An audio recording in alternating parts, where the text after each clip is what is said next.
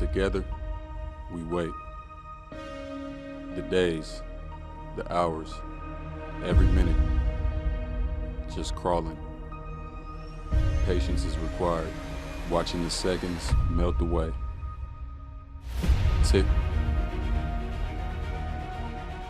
Tick. Tick. The countdown to the next 60 minutes is drawing to a close. It's time to tee it up. Touchdown! And this time, kickoff means more. Throws left side, intercepted!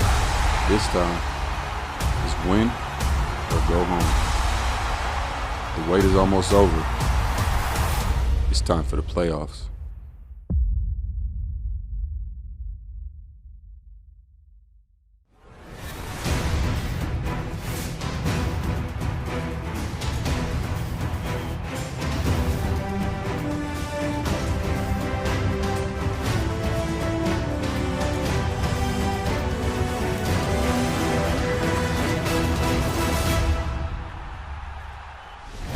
Hello, everyone, and welcome to the Total Packers Playoff Preview.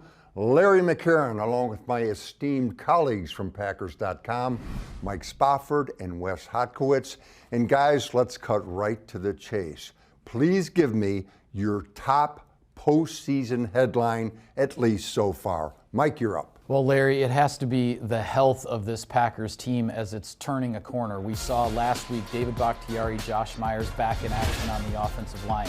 We've seen Randall Cobb, Jair Alexander on the practice field for multiple weeks now on the road to return. And now this past week, Billy Turner and Zadarius Smith are back on the practice field. So this Packers team could be getting its healthiest at the right time.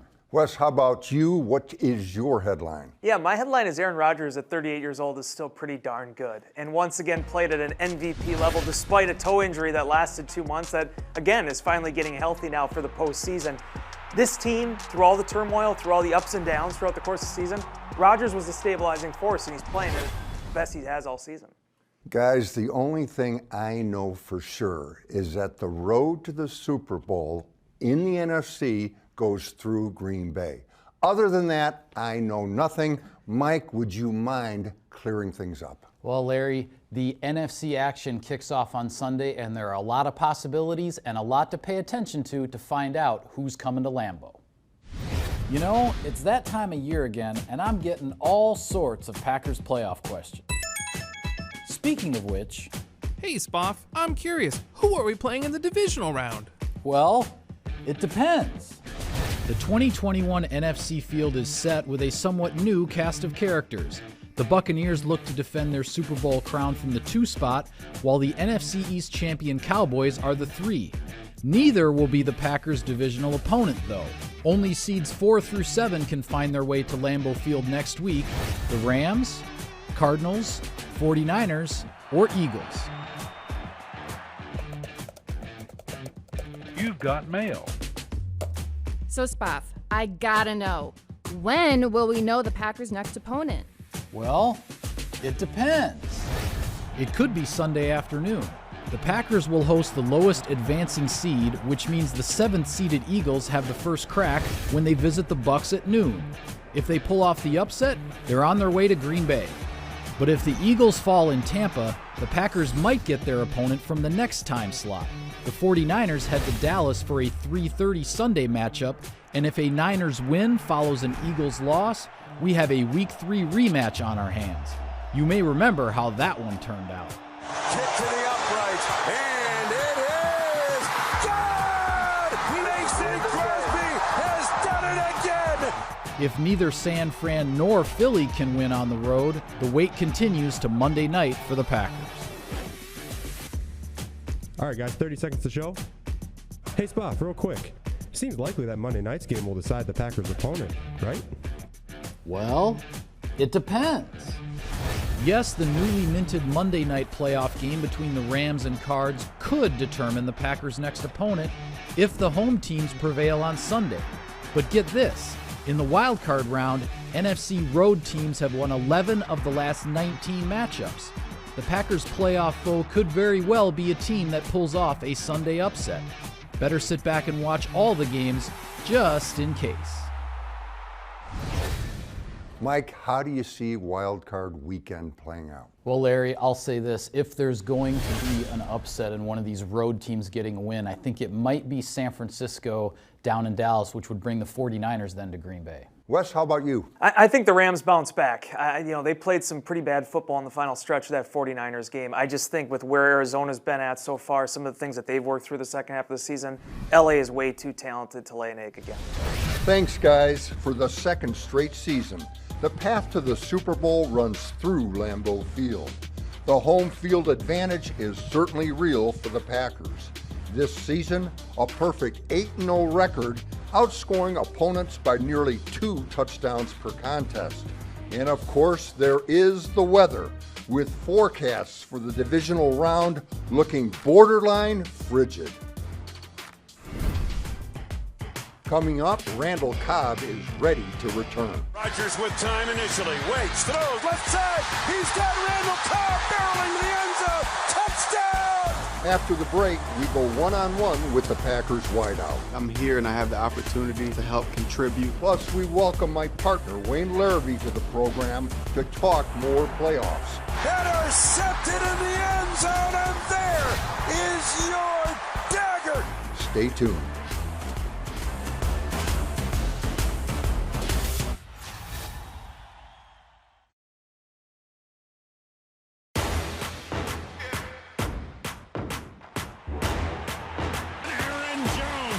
The first Green Bay touchdown of the season.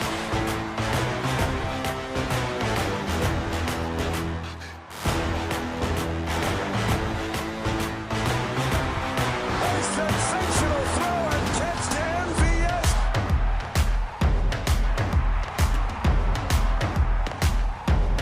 Touchdown right pylon in the end zone. And he's in for the score. Touchdown. Himself for the touchdown! Got Devontae wide open in the end zone. Touchdown!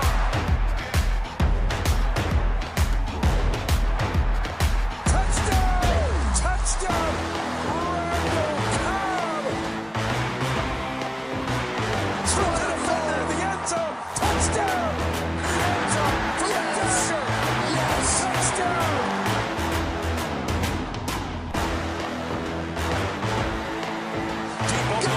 He's got MVS. It's Secretary to the Belmont. No one will catch him.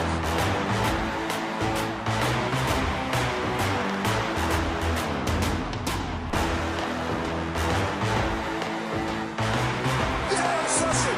Down the right sidelines. Douglas to the house. Intercepted. Rasul Douglas. He will take it to the house.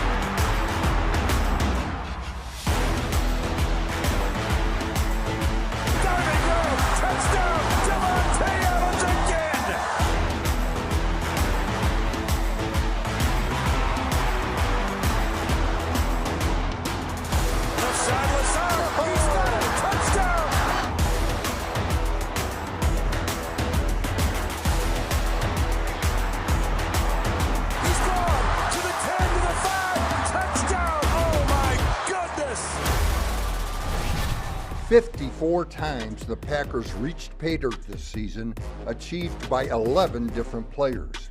The leader, of course, was Davante Adams, but we also saw career highs set by 5 different Packers. That includes Allen Lazard with 8 and running back Patrick Taylor's first career touchdown in Week 18. Prior to his core muscle injury, Randall Cobb had 28 catches, 21 of them going for first downs. When you list the reasons to believe in the Packers' postseason chances, the return of Randall Cobb has to rank right up there. Third down, goal to go the 6. Snap Rodgers, pump fakes once, and again, throws the middle of the end zone. Touchdown! Touchdown! Randall Cobb! Randall, there's a lot of optimism around the building for your return for the playoffs. How are you feeling? I feel great. I'm 100% ready to go. There's no way in hell I was going to miss these playoffs. After watching them from the couch the past couple of years and watching Green Bay be so close and have an opportunity, I'm just thankful that I'm here and I have the opportunity to help contribute and be a part of this special run. Randall, your availability is no accident. Could you talk about the work you've put in so that you are available for the playoffs? Yeah, for sure. I mean, I had surgery December 2nd. My goal was to be ready in 5 weeks, and in 5 weeks, I'm ready to go. I didn't quite know what the end was going to look like. In that first week, I could barely walk. Got to the point where I could jog, and then I started jogging a little faster, and then I got to running and got to cutting, and next thing I know, I was practicing. And it definitely was a journey, and I hated to miss the time that I missed, but I'm glad I'm back now and for this opportunity that's before us. All right, playoff possibilities: Rams, Cards, 49ers, or Eagles. Do you have a favorite or a least favorite? Matter. Or would you? Oh, you're not going to tell me even if you did, right? What the Rock say, it doesn't matter. No, but they got to come to Lambeau. They got to come to the frozen tundra and play in this weather. We don't care. We don't care who it is. That's just kind of the mindset that we've had all season. We don't care what field we're on. We don't care what the situation is. There's not a doubt in our mind, because of the preparation that we have throughout the week and the mindset that we have and the belief that we have in our teammates and each other, that we're going to find a way. We overcame some adversity in different ways throughout different games throughout the season, and we've placed ourselves in this position. And we have the mindset that we're not taking our foot off the gas. It's not always about the best team goes on to the next round. It's not always the best team that wins the championship. It's the team that comes and plays that day and finds a way to win a football game. And that's the way that we prepare each week. Every day we go out to practice, and that's our plan going on to next week. Randall, you have plenty of playoff experience. Does the game change during the postseason? Definitely. It's a little more intense. It's win or go home. Sometimes that pressure can build up, but I think something that I feel is a little different right now is we don't feel that pressure. We know who we are. We know what we're capable of, and it's going out there and finding a way to win one game at a time. And 2 games will get us to where we want to go. And fortunate enough, we got our home base behind us, because both games will be here at Lambeau. Randall, thank you for being with us, and best of luck in the playoffs. You have earned it. Thank you. Appreciate you, Larry. Coming up on Total Packers, why does this team have what it takes to win it all? Wes, Spoff, and the voice of the Packers, Wayne Larrabee, have the answers when we return. Our team, our town, our home. For 65 years, this is where we go to work. It may look like a football field to you, but to us, it's more. This is Lambeau Field. Beautiful to some, intimidating to most. And now, it may just be the difference between winning or going home. This is our house, and we must defend it.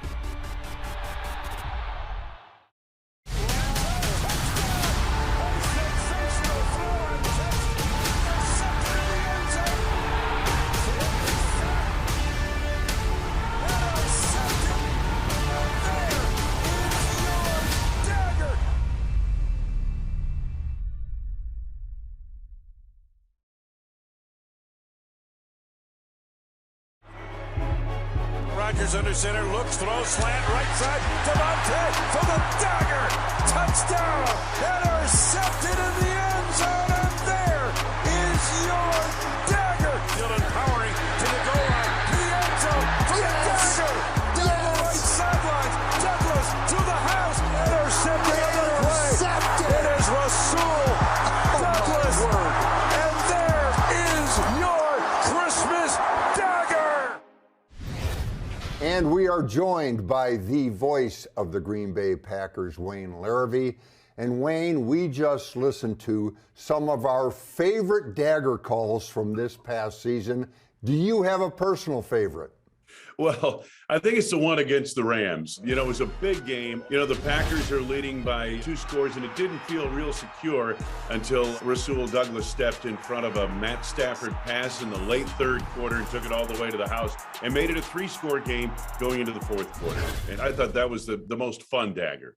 Wayne, let's talk about postseason honors. I don't think there's any way Aaron Rodgers does not win his 4th MVP. What do you think? Yeah, no, I agree with you wholeheartedly, Larry, although there are some really strong candidates out there. When you look at the wide receiver, Cooper Kupp out in L.A., Tom Brady had a tremendous year in Tampa, Joe Burrow's the young stud in Cincinnati, Jonathan Taylor led the universe in rushing this year in Indianapolis. But you take a look at the best player on the best team, and where would that team be without him? And that's Aaron Rodgers. So I'm convinced he should be and will be the MVP. Wayne, is this the year that Matt LaFleur gets some overdue recognition, I think we could say, as the NFL's Coach of the Year? You know, I hope so, Larry, because he certainly deserves it. No one in the history of the NFL has won 39 regular season games in their first 3 seasons as a head coach. So maybe as a compilation of everything, he gets that nod. But, you know, the funny thing about it is I was around a coach in Chicago who won 11 NBA titles and not once was named Coach of the Year because he had Michael and Scotty in Chicago. He had Kobe and Shaq in LA. And the problem that Matt LaFleur has is he's got Aaron Rodgers, and everyone thinks it's all about Aaron Rodgers. They don't realize what goes into it and how important Matt LaFleur has been to the success in Green Bay.